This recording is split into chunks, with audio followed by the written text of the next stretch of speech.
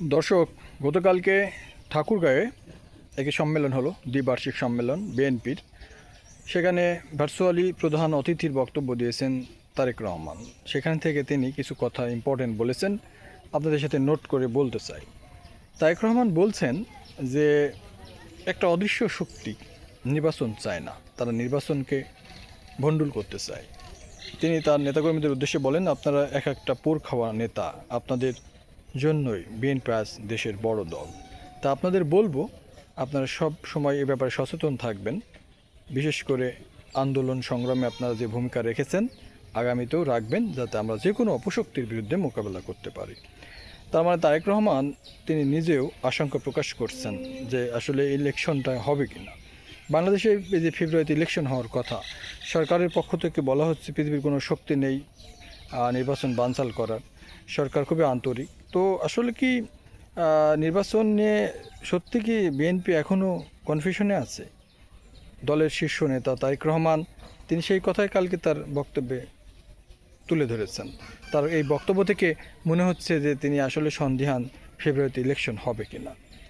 সেই সাথে তিনি বলেন যে বাংলাদেশের সমস্ত বিষয়গুলো, যে ব্যাপারগুলো সংস্কার নিয়ে আলোচনা হয়েছে, এই আলোচনার ভিত্তিতে যেগুলো রাজনৈতিক দল ঐকমত্য হয়েছে, আর যেগুলোতে ঐকমত্য হয়নি সেগুলো জনগণের উপরে ছেড়ে দিতে তিনি বলছেন।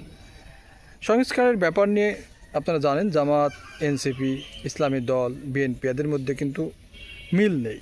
এক একজন এক এক মন্তব্য করছেন এবং এক একজনের এক এক চাহিদা। তারেক রহমান বলছেন সংস্কারের যে ব্যাপারগুলোতে ঐকমত্য প্রতিষ্ঠিত হয়নি সেগুলো জনগণের মাধ্যমে সেগুলো হোক। অর্থাৎ তিনি বলতে চাচ্ছেন যে ইলেকশনের মাধ্যমে, এটাই বোঝায়।